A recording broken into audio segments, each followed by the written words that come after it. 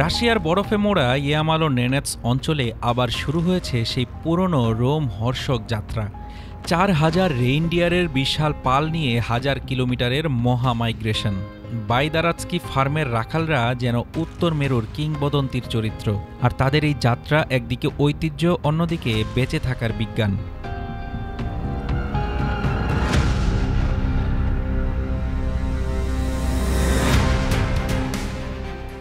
ধবধবে বরফের পথে হরিণের মাথাগুলো ঝিকমিক করছে, আর রাখালরা তুষারের হাওয়া ভেদ করে এগিয়ে নিয়ে যাচ্ছে দলগুলোকে।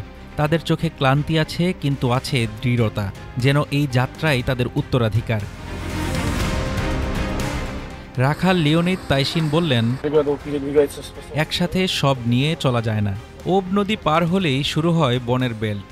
এখানেই সবচেয়ে ঝামেলা। হরিণ চারদিকে ছড়িয়ে পড়ে, তাই প্রতি বছর রাতের অন্ধকারে একই পথ ধরে তাদের ঠেলে নিয়ে যায়। শীতকালীন চরাঞ্চল কেন এত গুরুত্বপূর্ণ সেটাও বললেন তাইশিন। এই জায়গার মাটিতে প্রচুর লাইকের এলগি আছে, যা রেইনডিয়ারদের খাবার, যাকে সবাই রেইনডিয়ার মস নামে চেনে। আমাদের পূর্বপুরুষরাও একই জমি ব্যবহার করত। এখানে যে ঘাস, এই ইয়াগেল, এগুলো হরিণকে মোটা তাজা হতে সাহায্য করে। ১,০০০ বছরের পুরনো পথের মতোই আজও বিশেষ রুট চিহ্নিত করা থাকে এই যাত্রার জন্য। দিনে প্রায় ৫০ কিলোমিটার অগ্রসর হয় দল, আর বেশিরভাগ পথই জমে যাওয়া সব নদীর উপর দিয়ে। পুরো যাত্রাপথ মিলিয়ে ১,০০০ কিলোমিটার, যেন হিমশীতল রাশিয়ার বুক চিরে বয়ে যাওয়া এক জীবন্ত কিংবদন্তি।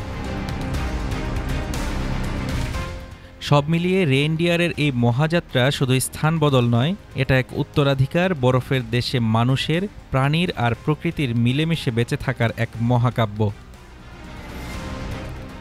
Desk report, Dhaka today.